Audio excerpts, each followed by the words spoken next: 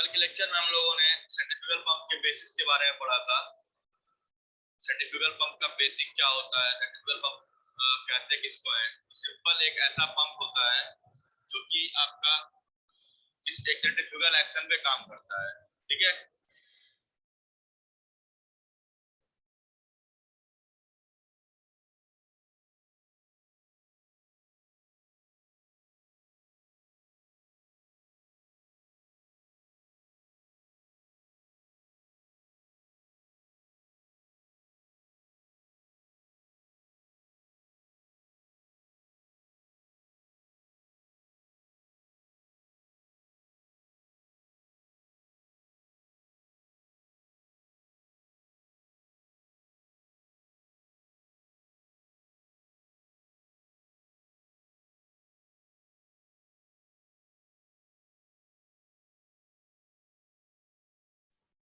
ठीक है, तो सेंट्रीफ्यूगल पंप के बारे में कल मैंने बताया था आप लोगों को, और इसमें आपको बताया गया सेंट्रीफ्यूगल पंप दिखता कैसा है, ठीक है।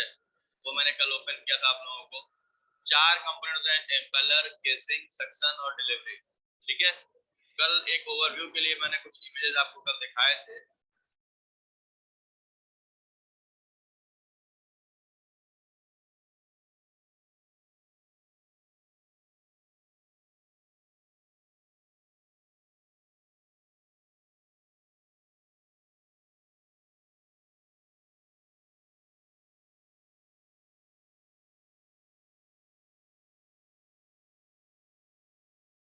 ये जो इमेजेस आपको दिख रहे होंगे यही सब सेंट्रीफ्यूगल पंप वगैरह है। जैसे देखो यहाँ पे एक फैक्ट्री में लगा हुआ है इस तरीके से।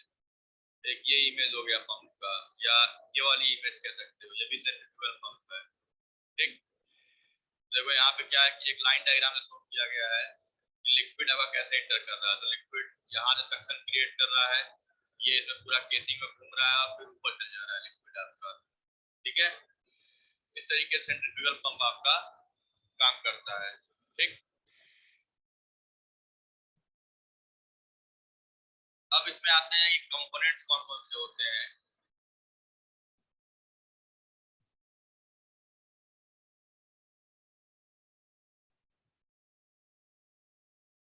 जो कुछ इमेज यहाँ पे बहुत अच्छी मिली हुई है, अगर कुछ समझना चाहो तो आप लोग समझ सकते हो कि ये जो अंदर का हिस्सा है ये आपका, देखो ये इम्पेलर्स के ब्लेड है, ये वाला जो हिस्सा है ये आपका इम्पेलर का ब्लेड है आपका, ठीक।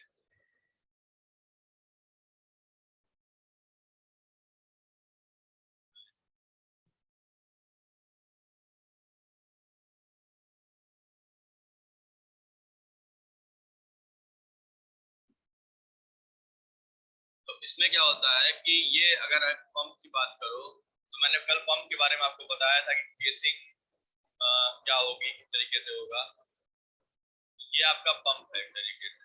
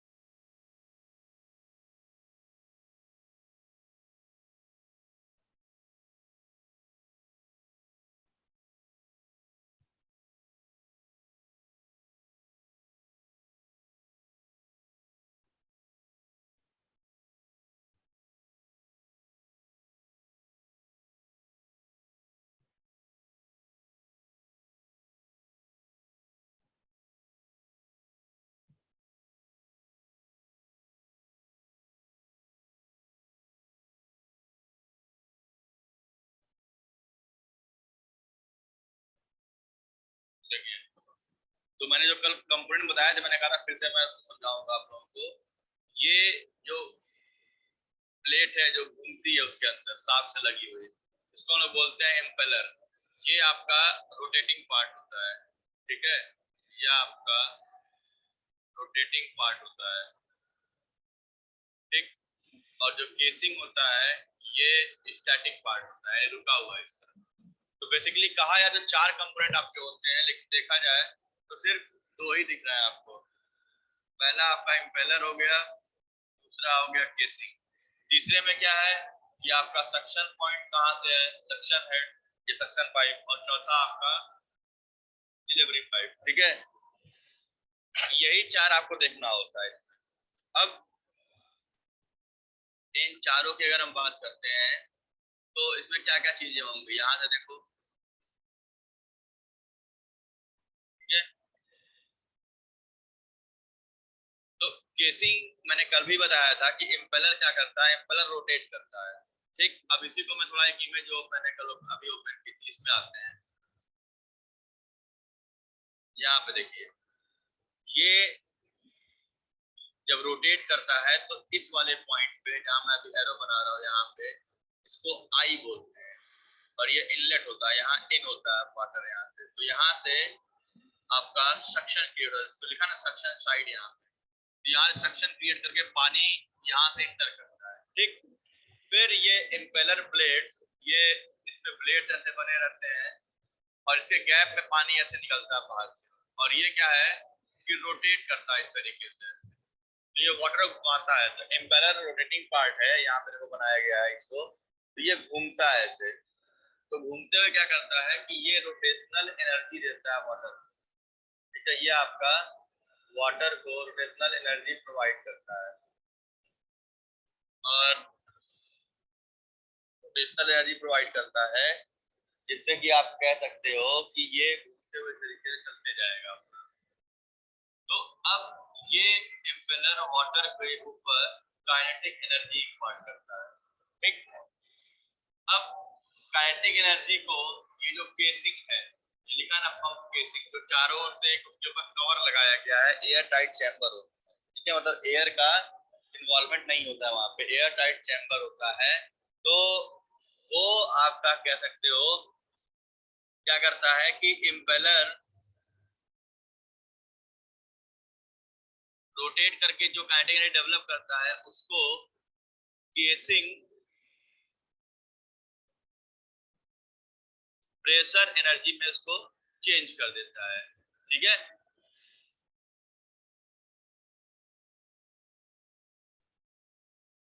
तो ये बेसिकली आपकी वर्किंग थी। तो यहाँ पे क्या होता है कि इनलेट साइड से सक्शन क्रिएट होता है, इन होता है वाटर, इम्पेलर को घुमाता है, तो वहां से जो volume chamber having increasing area, इसका एरिया बढ़ते रहता है, वो पंप केसिंग की जो ऐसी केसिंग जिसका एरिया बढ़ा रहे हैं उसको हम लोग बोलते हैं वॉल्यूम चैम्बर या वॉल्यूम केसिंग। ठीक है,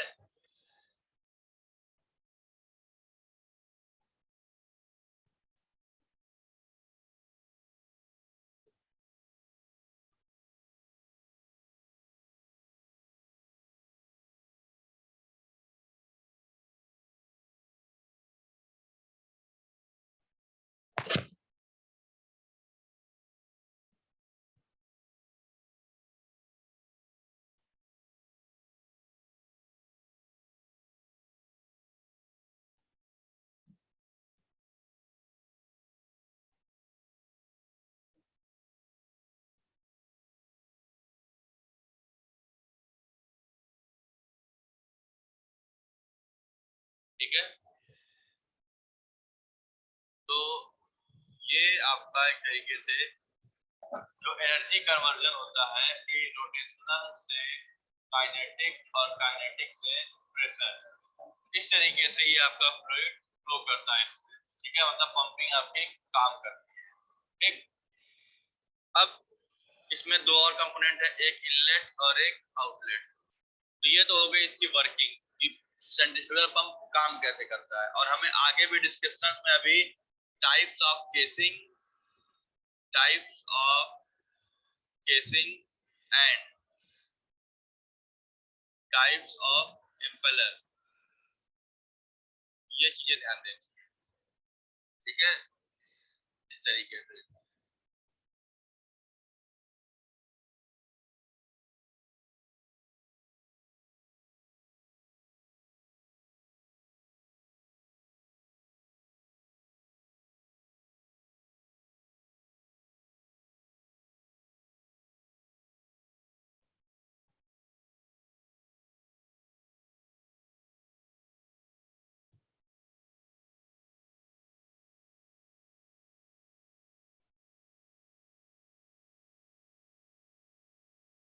अब एक डायग्राम में ओपन कर रहा हूँ, थोड़ा डिटेल में बना भी लीजिएगा, समझ लीजिएगा। और डायग्राम समझ में अगर आपको सारी चीजें समझ में आ जाएंगी। ये एक पूरा डायग्राम है सेंट्रीफ्यूगल पंप के वर्किंग के बारे में, कि कैसे कोई सेंट्रीफ्यूगल पंप काम करता है। ठीक है,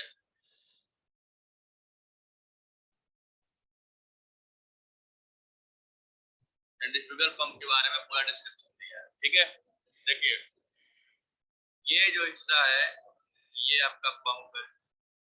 ठीक, अब इसको अगर पढ़ो अपने से खुद से, तो स्टार्ट करते हैं क्या क्या चीजें यहाँ पे हैं। सेंटर में आते हैं, ये है आई ऑफ इम्पेलर, इसको आप लोग ड्रॉ भी कर लीजिएगा साथ ही साथ, क्योंकि एग्जाम में ड्रॉ करके बनाओगे ज्यादा अच्छा रहेगा। ये आपका केसिंग, ये एक centre line of the pump है, मतलब जो इम्पेलर आई को बीच से डिवाइड करता है वो होता है सेंटर लाइन ऑफ पंप। ठीक है, अब इसके बाद जो रोटेटिंग पार्ट है जो घूम रहा है, ये जो प्लेट डिस्क दिख रही है, एक प्लेट दिख रहा है, ये होता है, बता दिया मैंने, इम्पेलर। और जो फिक्स हिस्सा है जिसके अंदर वो घूमता है वो होती है केसिंग। ये हो गया इम्पेलर और केसिंग, इतना आपको समझ में आ गया। ठीक, अब ये जब पंपिंग शुरू करता है तो इनलेट जहां से लेगा, ठीक है, तो उसको कहते हैं इनलेट सेक्शन या सक्शन। ठीक है, इनलेट यहाँ पे, यहाँ से इन करता है लिक्विड इस जगह से, तो ये जो पोर्शन होता है ये आपका इनलेट सेक्शन होता है। और ये जो होता है डिलीवरी सेक्शन या आउटलेट सेक्शन, तुम लोग आउटलेट या डिलीवरी कहते हैं। ठीक,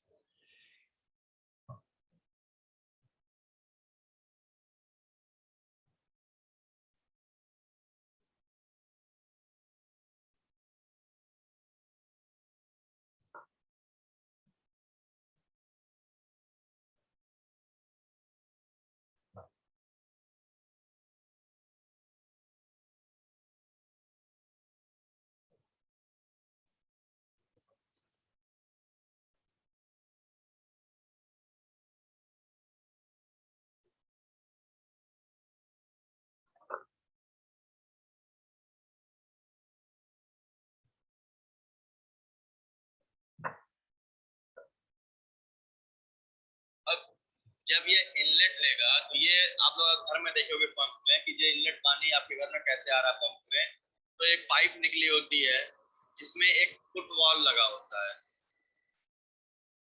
फुटबॉल या चेक बॉल आप बोलते हो, जो हैंडपंप के आगे लगा रहता है। ठीक है, और ये स्ट्रेनर मतलब जाली, मतलब इसे बालू मिट्टी वगैरह गंदगी वगैरह ना खींचने पाए, तो स्ट्रेनर लगाते हैं, इसको लोग जाली कहते हैं। फुटबॉल यानी वही चेक बॉल जो आपका होता है, जो वन वे वॉल्व होता है, मतलब वन वे वॉल्व होता है, मतलब एक ही साइड से फ्लो प्रोवाइड करता है। मतलब जब पंपिंग हुई तो ये ओपन होगा, पानी ऊपर जाएगा, फिर जब पंपिंग बंद करोगे तो यही बंद हो जाता है, ये पानी नीचे नहीं भागने पाता है। ठीक है, ये होता है आपका इनलेट।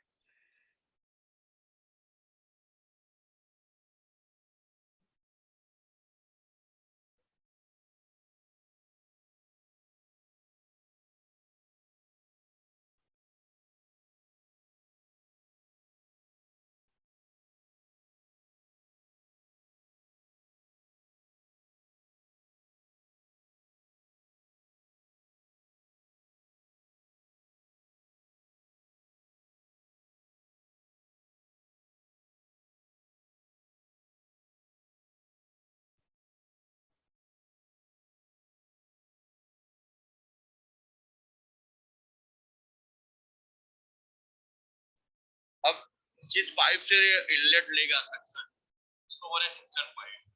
जहाँ पे ये इनलेट जाके पानी में डूबता है वो होता है सम्प पाइप। ठीक है, तो सेंट्रीफ्यूगल पंप का होता क्या है कि बहुत ज्यादा इसका सक्शन हेड नहीं होता है, उसको एक पाइप, इसीलिए फुटबॉल लगाते हैं। तो ये जो जितना ऊपर पानी खींचता है नीचे से, जहां से ऊपर खींच पाता है वो होता है एचएस, सक्शन हेड उसको बोलते हैं। ठीक है, अगर वो फुटबॉल न लगाएं तो वो, जब देखते हो कभी नल आपका पानी छोड़ देता है, आपको याद होगा घर में, अगर मान ली वॉशर वगैरह कट जाता है, फुटबॉल कट जाता है, तो नल पानी छोड़ देता है, तो मोटर भी आपका पानी नहीं उठाता है। ये आप लोग देखते हो कि कभी घर में हैंडपंप से क्या होता है कि नल आपका पानी छोड़ दिया तो पंप भी पानी नहीं उठा पाता है।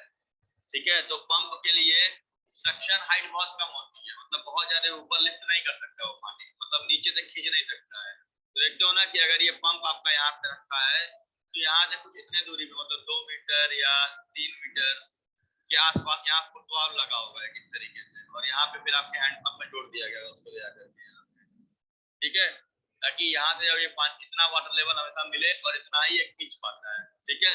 डिलीवर करने के लिए तो डिलीवर एक ही कर देगा, जितना प्रेसाइज करोगे तो डिलीवरी हैंड इसका काफी ऊपर कर दो कि भाई 10 मीटर 12 मीटर 15 मीटर तक पानी लेके जा सकता है। ये देखते ही हो आप लोग, यहाँ पे घर अगर 3 फ्लोर का है तब भी वो पंप काम करता है, ठीक है। जब 3 फ्लोर से ऊपर जाते हैं तब आप लोग जेट पंप वगैरह यूज करते हो, ठीक है।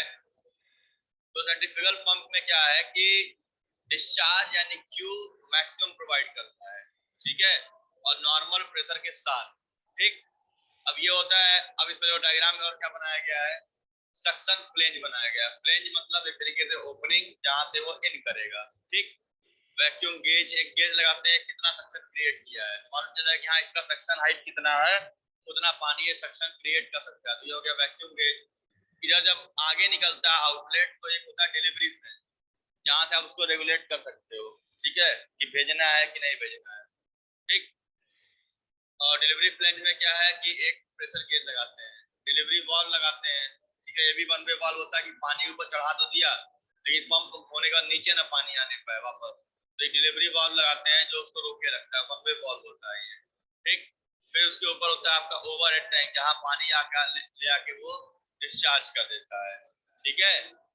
तो ये पूरा एक सेंट्रीफ्यूगल पंप का डिस्क्रिप्शन है कि सेंट्रीफ्यूगल पंप में जो इनलेट सेक्शन होगा उसमें क्या कंपोनेंट आएंगे, जैसे strainer, football, suction pipe, suction flange, vacuum gauge, ये इनलेट सेक्शन में होता है, ठीक है। अगर मैं तो क्लियर करता हूँ तो यहाँ जितनी भी चीजें लिखी हैं, जैसे ये स्ट्रेनर हो गया पहला, दूसरा फुटबॉल, तीसरा सम, चौथा ये सक्शन पाइप, ठीक है, पांचवा सक्शन फ्लेंज, छठवां वैक्यूम गेज, ठीक है, और ये एचएस वगैरह, ये सब मिला के ये इससे पूरे पूरे 1 से लेकर 6 तक ये पूरा आपका इनलेट सेक्शन का है, सेक्शन साइड का, या ये इनलेट सेक्शन का है,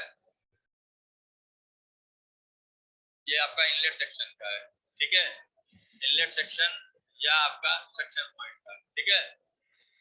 अब इसमें बेसिकली आप जब देखो तो कह सकते हो आप ये पूरे इससे इनलेट पॉइंट क्या है। जब आउटलेट पे जाओगे तो आउटलेट को काउंट करते हैं, क्या क्या आ जाएगा, एक आपका हो गया ये 7वां डिलीवरी फ्लेंज, 8वां प्रेशर गेज, 9वां डिलीवरी वाल्व, 10वां डिलीवरी पाइप, ये सारी चीजें आती हैं 7 8 9 10, ये आपका आउटलेट के ऊपर डिलीवरी सेक्शन का, ठीक।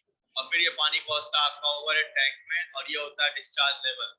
और ये जो एच डी लिखा है, एच और डी, ये होता है डिलीवरी हेड, यहाँ लिखा है एच एस, यहाँ लिखा हुआ है एच एस, एच और एस, ये होता है सक्शन हेड या सक्शन हाइट कह सकते हो, सक्शन हेड। और ये आपका डिलीवरी हेड एचडी होता है। इतने हिस्से होते हैं सेंट्रीफ्यूगल पंप के। अगर इस सारी चीजों के बारे में एक लाइन पे लिख दोगे तब भी आपका डिस्क्रिप्शन अच्छा सा बन जाएगा। तो ये डायग्राम ड्रॉ कर लिए सभी लोग, थोड़ा कायदे से पेन वगैरह लेकर के उसको थोड़ा ढंग से बनाइए। ड्राइंग क्लियर कर रहा हूँ।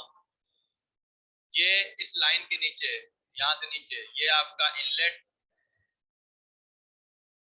और ये आपका आउटलेट, ठीक है। ये आपका इनलेट है, ये आपका आउटलेट है। इसको ड्रॉ करिए पूरा डिस्क्रिप्शन के साथ।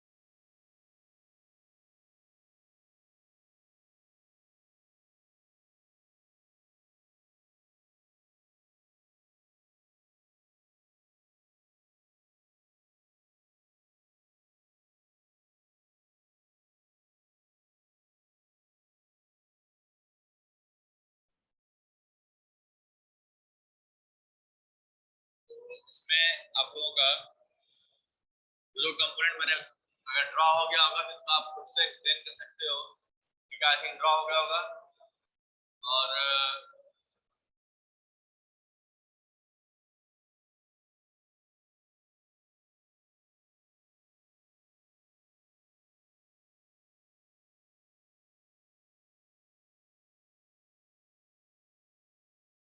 यही सारी चीजें इसमें लिखी हुई है जो मैंने बताया आप लोगों को। तो यहाँ से आप इसको नोट डाउन भी कर सकते हो। मैं अभी फाइल में भेज दूंगा आप लोगों को और इसको आप देख भी सकते हो यहाँ से। तो सेंट्रीफ्यूगल पंप के दो कंपोनेंट मेन यहाँ पे देखो, यहाँ पे लिखा भी हुआ है। इम्पेलर क्या चीज है?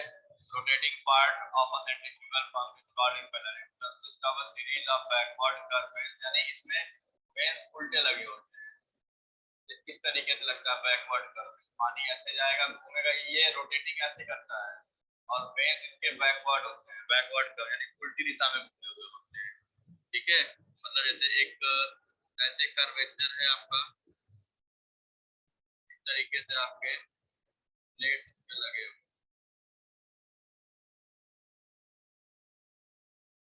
इस तरीके से। ठीक है, तो इसमें आपका ये बैकवर्ड कर्व है। ठीक है, ये रोटेट ऐसे करता है और वेन्स ऐसे है, इसी को बोलते हैं बैकवर्ड कर्व वेन्स। ठीक, और इम्पेलर को एक शाफ्ट में माउंट करते हैं जो कि इलेक्ट्रिक मोटर से लगा है, इसलिए हमारे पास उसको हम लोग मोटर भी करते हैं। ठीक, फिर आते हैं casing. Casing of a centrifugal pump is similar to the casing of a turbine. अभी आगे पढ़ाऊंगा तो आएगा। ठीक, केसिंग सिंपल आप समझ सकते हो। अगर यहाँ पे देखो, it is an air tight passage surrounding the impeller and it is designed in such a way that the kinetic energy of water discharged at the outer of the impeller is converted into pressure energy before water leaves out the casing and enters the delivery pipe। मतलब casing को ऐसा design किया जाता है कि वो kinetic energy को pressure में कन्वर्ट कर देता है। कब?